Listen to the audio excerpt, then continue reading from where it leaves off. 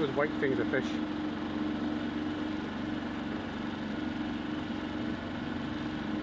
They're all fish? The white things are, yeah. What's that likely to be? Perch and pike? Yeah, perch, roach, bream, all sorts of stuff.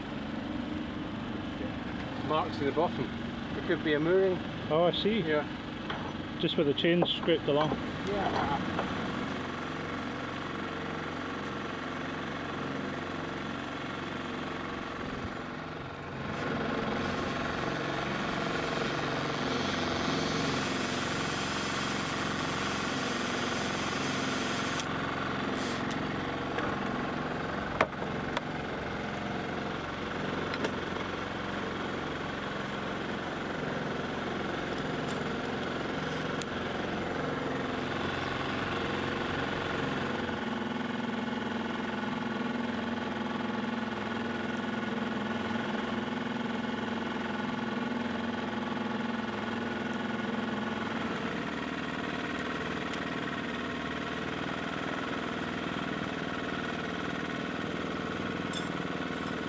The most successful one, that flasher.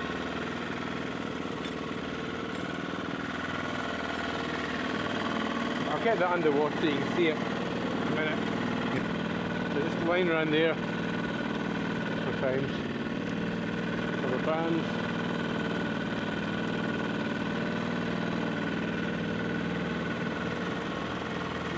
Walking right there, you can see it. Oh, I've got it now, yep. I'm going to drop it down to fishing. Yeah, go for it.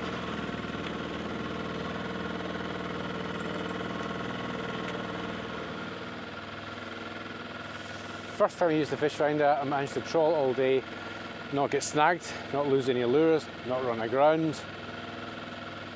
Just a much straightforward day, yeah, just much easier.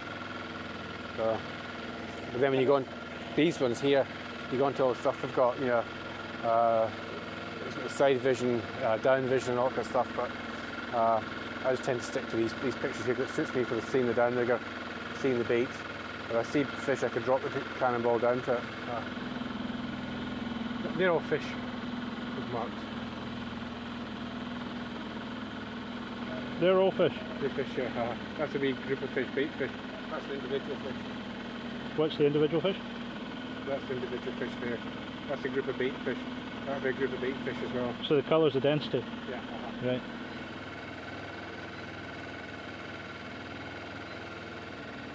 There's more fish there just off the bottom as well.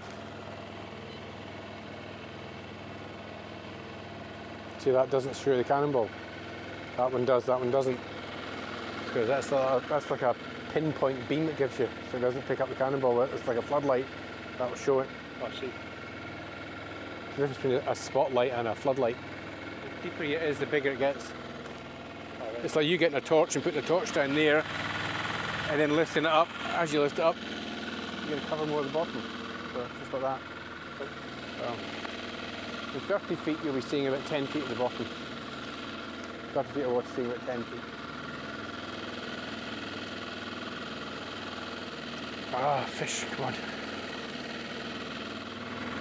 You can mark that and then come back next week and it's not there. That proves it's a bait ball. You don't get trees wandering about the loch. 26 feet is too deep to be weed. Okay.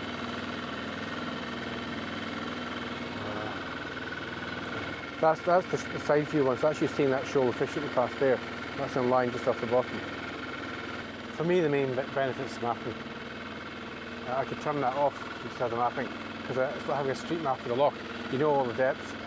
You can buy charts, but the charts, it's just like a line of numbers showing you like 70, 60, 50, 40, 30 feet.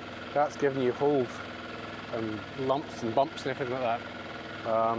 This is much better. Yeah. And the loch is up and down, and this changes as well. You can adjust it to take in that effect. You see where this thing pays off when you get along that shore. See that cloudy shoreline? That's full of lumps and bumps and holes. That's been made by, well, here we've got another bit here coming up. See, we've got that? That's 12 feet. So now I'm at 35 just now. I'm going to wind this up.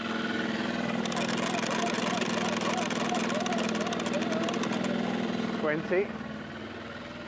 I can keep on going in until say to get to about 25. And that just goes straight up like that, you know. You see the angle it's going up at just now. And that's you in the wide bits, wait till you get to those bits. So I turn this round. You should avoid getting snagged. Cannonball's at 20, which is there. 22, 20, 16, 14, 17.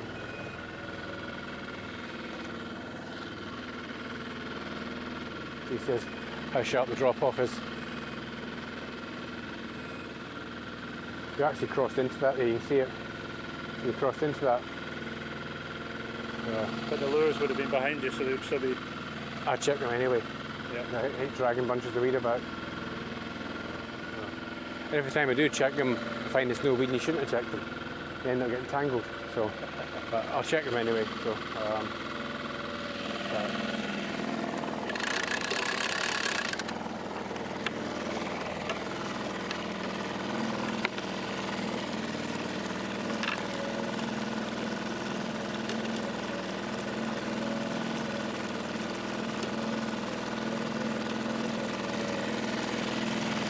yep, lure's fine. The bait's fine anyway, so.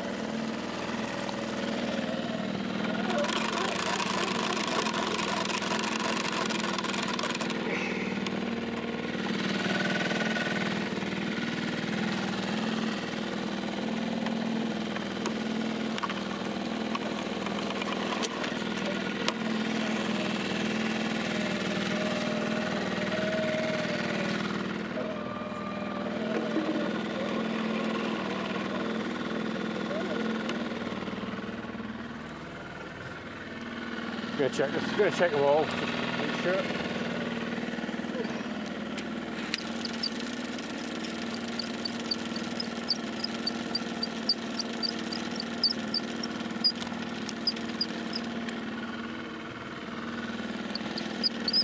That's why I don't like coming out in rough weather. You can't do all this. You're having to concentrate trying to stand up, stay alive, and boats getting blown all over the place. You let go of it and you're everywhere, so this is why I like the calm weather.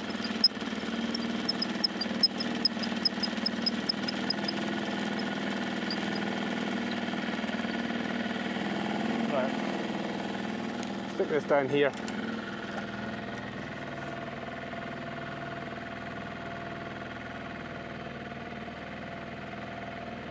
So talk me through that, what's on there?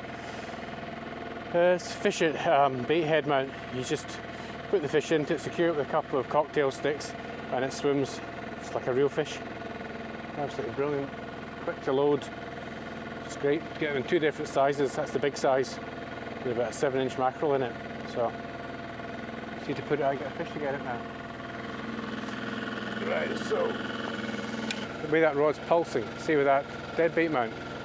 As you see that fish swimming like that, you see the rod pulsing as well. See the rod's wobbling, the same sort of effect. What's the best stuff you've got? I think the water that shows you how fish go in and grab the bait. Sometimes you get how the hell did that fish get off that? You see it comes in and grabs it from the back and hangs on it from the back and hooks it nowhere near the back. Or it might come in and snap something from the tail. So it's good for that. Just showing you how fish grab things and how many fish come up, follow a thing for a good while, take a look at it, swim away, maybe just mouth the bait. You don't even see it getting mouthed. So the water was just very good for that. I suppose you won't notice that it mouths the bait all the time. Sometimes you don't know. I've had one where I just saw the rod go one bang, just one hit, but the fish has got a hold of the bait, grabs it from the back and hangs on to it for over a minute. So if I hadn't seen that fish go, I would have been still trawling about, dragging a fish's head, and that was it. 50-pound braid, 30-pound mono on both downriggers, just because they take a lot of abuse from rubber bands in them, having to pull them to release them and stuff like that. So, and there's a whacking big cannonball right in front of the thing. So the fish isn't going to be shy. I'm going to do jigging. I'm going to use say that again. Sorry. Jigging or drop shotting. I'm going to use that because you can see structure and stuff like that. If there's a tree down there, you'd see a tree shape. You get a lot more fine detail with that. But for me, for open water fishing, where I want to see lots of things, I want to see the bottom coming up. I prefer the standard Fishfinder view. Actually get the side vision as well. That's okay, but actually getting the water depth. The minute you go to deeper water, that bit becomes wider. There's that fish there. This fish there is sitting off the bottom. Got wee shoals, wee group of fish. So some guys can work out. There's another group of fish there. Yeah. It depends on the method you're using, what you like. I suppose if you're sea fishing and you're coming up to wrecks and stuff like that, reefs, you'll be able to see things like that. It's good for that. There's a fish just on the surface there as well. Just actually splashed there. There's another fish splashed over there. This shoreline's like a staircase that goes down like that, but then it shallows up in there as well. So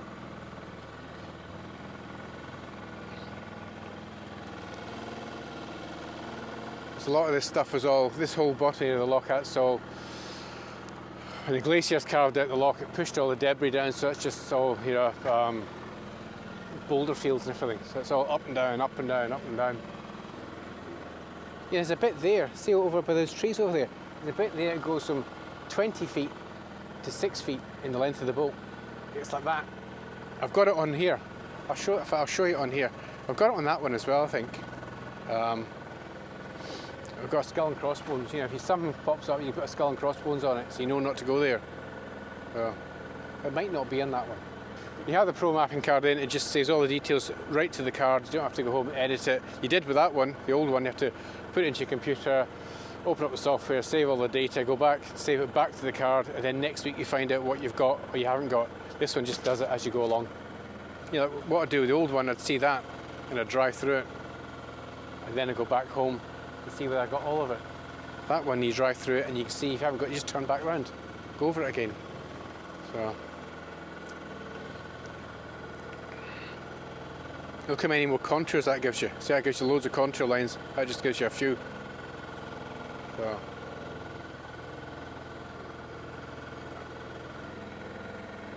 there it is there. It's coming up just in here. So what's the benefit of having both of those? Some bits of the loch I haven't mapped with this yet are on that. So it gives me an indication when I'm driving in the depths. So it's just not a backup, it's really just information that's not on that will be on that. And say after about another year, that's got about 5 years of data on it. I've only been using that for a year. There's dace in here as well, there's roach, there's chub, there's barbel, there's bream, there's trout, there's everything. Rough, there's tons of things in here. It could be powing as well up on the surface, there's loads of stuff. They're quite unique to the loch. Yeah, it's a herring. Landlocked in Ice Age, and it's a freshwater herring. And you just get them in the loch. You see big shoals on the Fishfinder sometimes, or you get them up in the surface.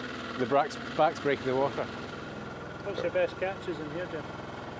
Heaviest fish is £14.10. But someone else with me, he got one at 16, one of the guys in the shop. So it's 33 inches long, I reckon it was 16. So I gave it 16. You're not bitter? No, they're just fish.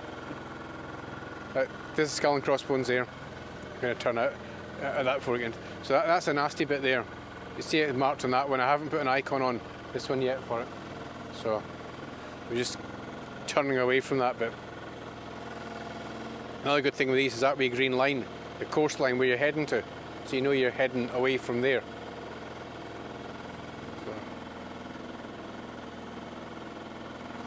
I'm going to put it back to Fishfinder view. You can also save screenshots as well. If you want to take a picture of something that's interesting, you can do that. So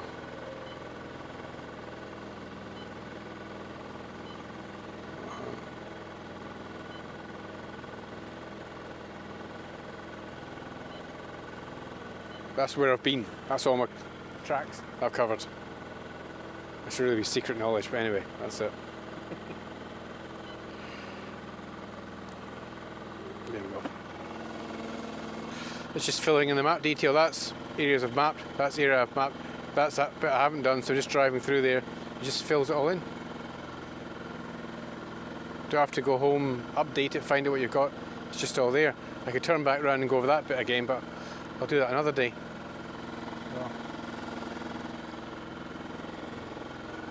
You just... That's a lot of fish, no? Yeah, 40 feet, got something down to them.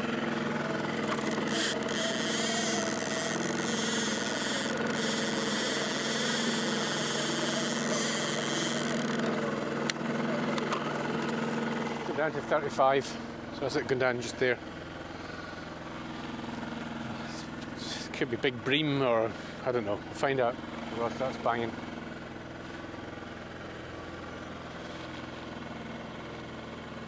And that other one still just this top line? That's 20 feet and that's 35 feet. Oh, better bring us up. Up near the bottom.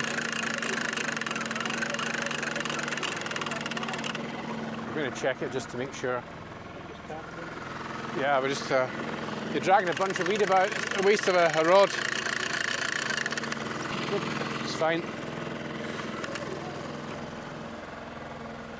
Heaviest salmon from the loch was caught just along that bit there at the stables. 44 pound I think it was. So we've got a downrigger set at 10 and 15. They don't have two at the same depth because if you come into a shallow you can't wind two up at the same time. You have one at 10, you jump for the one that's deepest, wind that up, then do the other one. So. But you can see that rod's pulsing, that's where that spoon bouncing about the slider. You know, pulsing away. Sometimes you do it and the pulsing stops. You think, that rod should be pulsing. Then you find out there's a fish on it which is just swimming along holding the bait. You just see the rod's not running right, so you think, there's something wrong with that.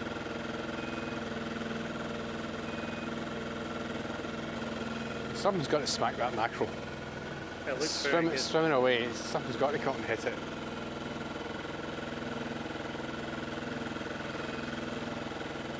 The mackerel being okay, so I think you just have to put the bait in front of the fish. I don't think they're too fussy whatever bait it is. So.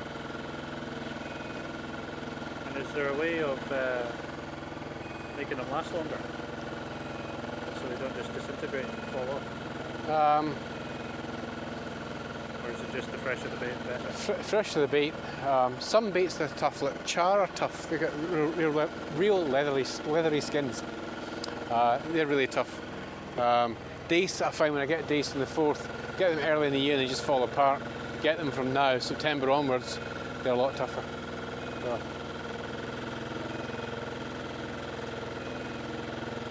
Roach are good. Roach have got nice tough skins. So you got a wee trout from a hill loch or from a burn that's years old but it's very small. They're tough. So. These wee bait heads are good here because see I've got that captivated pin.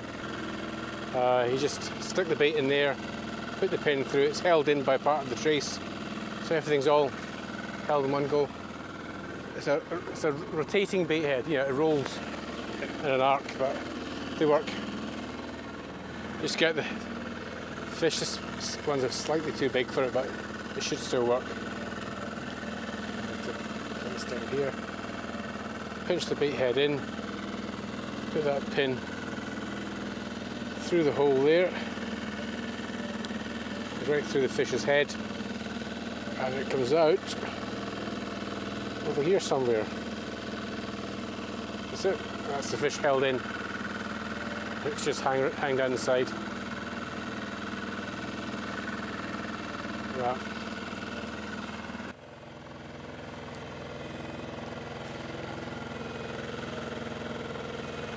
So you know, you see the bottom, you know there's nowhere near the bottom, and with that you can see the bottom coming up to meet you, so you can get away from it. But I'm at 15 and 10. The downriggers have a depth on them? Yeah, the depth counter on them, yeah.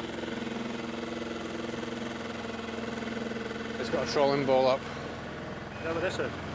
Yeah, it just means you've got lines out, and it's for jet skiers supposedly not to come around the back of your boat and cut your lines. It doesn't work. Pops up to 19 feet, so this is full of holes and wee hills and all that kind of stuff, so this is when you have to watch all the rods, especially that one there. I don't know exactly what depth it's at, so I need to watch for that one. So this is coming to another shallow bit there, so I just turn away from that. It's on that map, so 16 it's coming up again, so 14.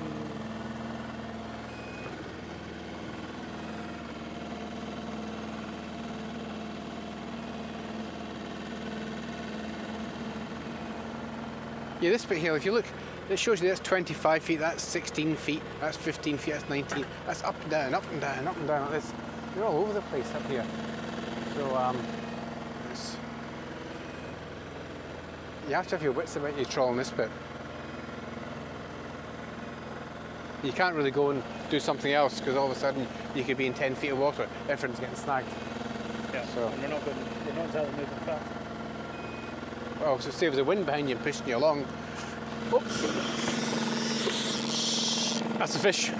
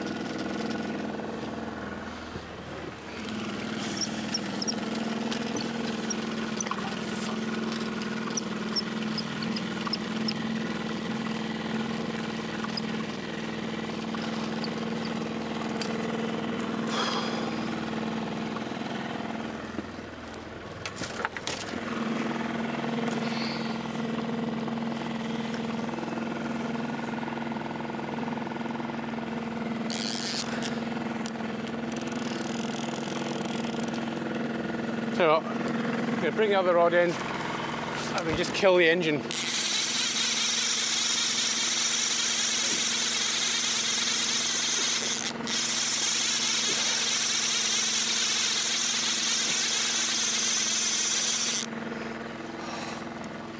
This is when I'm glad I've only got 4 rods out, not 6.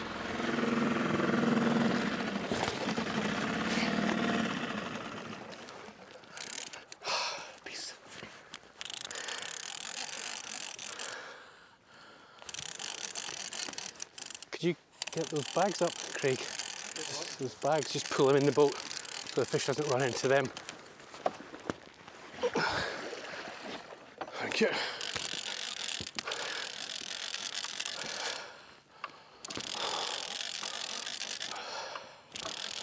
It might be a trout the way it's fighting, but we'll see. Because warm water pike fight really well. It's a pike.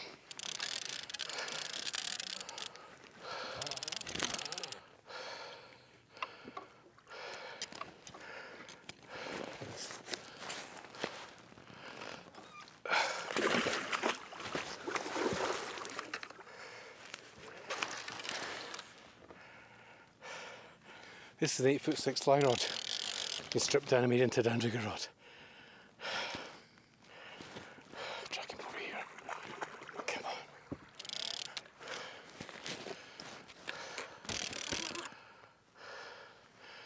Maybe about what? £8, something like that?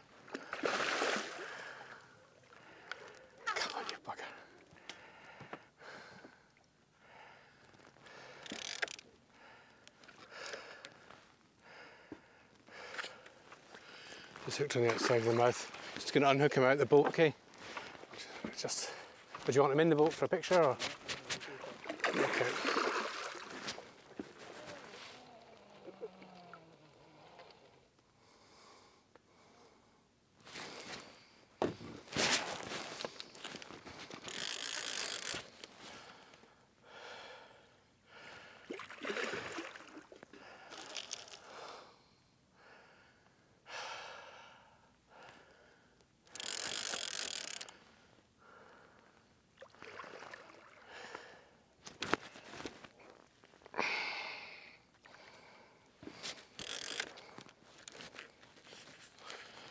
I'll try and unhook him if I can.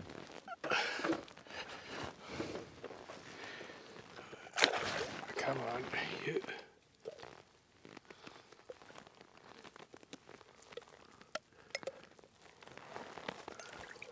Oh, he's bigger than I thought.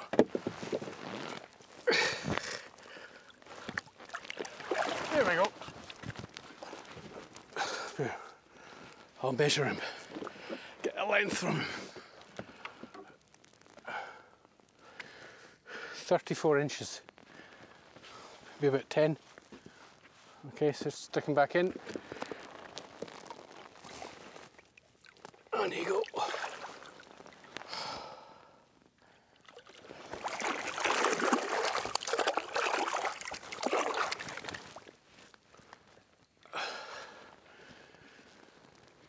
Get back in here again. First thing I did when the fish took, I looked at the downrigger. That was at 9 feet. We're in 15 feet of water, so you knew it was a fish. That's a fish. There wasn't the bottom or anything like that. Could have been a stray log, but you know, that's unusual. So, right. The way it fought at the start, I thought it would have been a trout, just the chirp, bang, bang, banging. But you know, warm water pike do fight really hard.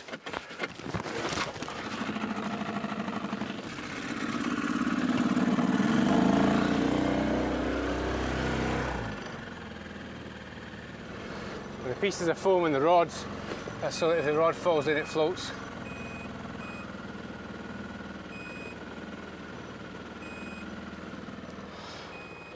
Right, so you're fishing away, the fish takes, and the rod starts banging like that. See it bouncing. A big fish can do it, or a wee fish can do it, maybe just banging away like that. If it doesn't break the band, just lift the rod out, wind down to it, thumb on the spool, and just yank it like that, burst the band. Actually through to the fish. So, okay. That's why I got heavy line, because you know I've got to do that. If you did that with say 15-pound line, you end up you break the line and you end up losing the fish.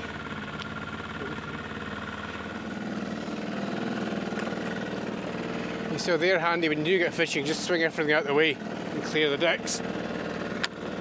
So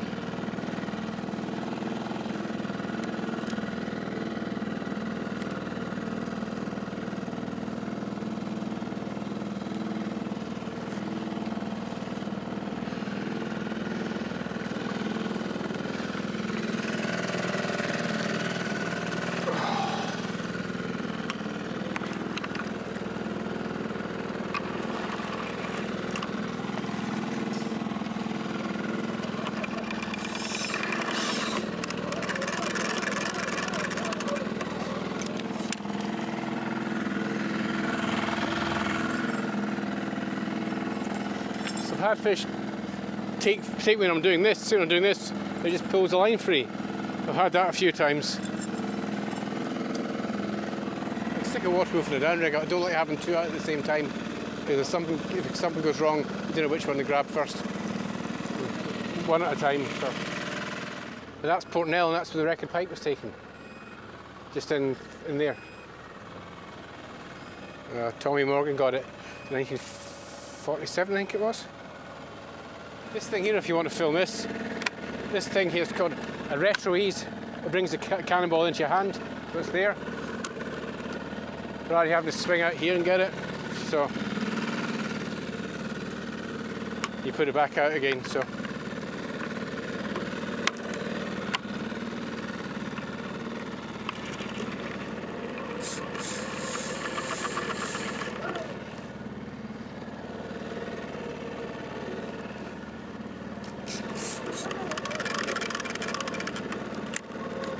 45 feet with that one.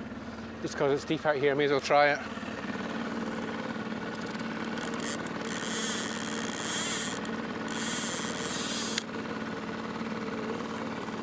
It's 20 feet that other one. You see that in Loch Awe and it shows a char. So I think that's pound. And you see it in other fish finders as well. So what sort of size is that? The show? However lot distance we're going, you know. I suppose you have to mark it back there and see how many 100 yards we're doing. But there's bigger fish above them.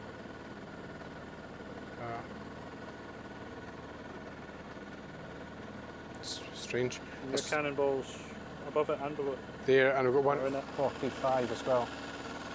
45 feet, so I'll have one. That'll be the 45-foot one down there. Right. So that's go through those bigger fish there. So we'll see if something's interested in it.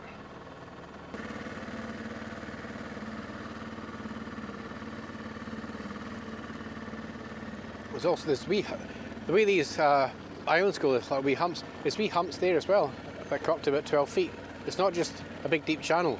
It goes down and there's a lump, there's another lump, and then goes down. What are your ideal conditions to be out in the loch? For me, the best conditions are just flat calm like this, because I'm standing up, I've got a 10 to rods, I'm in deep water, I'm in open water as well, so just flat calm. It's the opposite of all salmon anglers, but I just like flat calm conditions. So it just makes life a lot easier. You can steer better, you can control your speed a lot better. Just makes life simple. So, but if you were to get a wind on the loch? For me, an easterly or a southerly, because that then doesn't make big waves. I don't like westerlies because the time they come across the loch, it's like surf over there. I don't like northerlies because they kill people. Yeah, easterly or a southerly. So.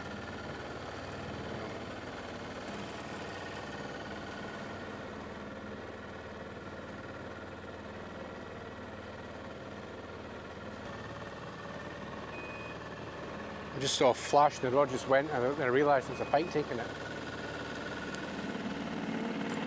I don't know why something hasn't hit that. It to be a reasonable size to hit it right enough, but I don't know why something hasn't hit it. I'm only going to put it out to 60 feet because I have it run a wee bit shallower this time.